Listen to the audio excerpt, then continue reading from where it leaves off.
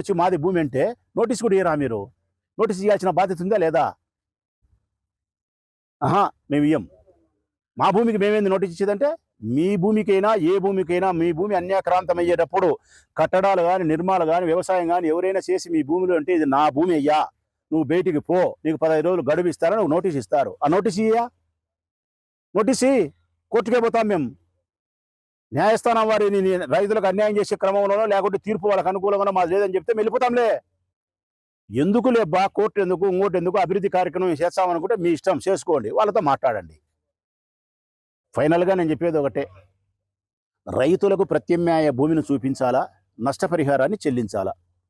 ఈ రెండు మేము చెయ్యమంటే గన లీగల్ ప్రొసీజర్స్ను ఫాలో అయ్యి నోటీస్ సర్వ్ చేస్తే మేము కోర్టుకు పోతాం. కోర్టులో తీర్పు ఏ విధంగా వస్తే దాన్ని అనుకరిస్తాం. ఇవన్నీ కావని చెప్పి పోలీసులను పెట్టుకొని మీరు దౌర్జన్యం చేసే పరిస్థితి చేస్తే మాకు తెలిసిన మార్గం గాంధీ తాతే. మాకు తెలిసిన మార్గం ఎవరు?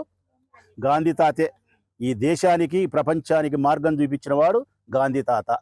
అహింసా పరమో ధర్మ, శాంతియుత ఆందోళన కార్యక్రమాల ద్వారా తన నిరసన కార్యక్రమాలతో శాంతితోనే పోరాటంతో బ్రిటిష్ వారిని తరిమి కొట్టి ఈ దేశానికే స్వాతంత్రాన్ని ఇచ్చినాడు.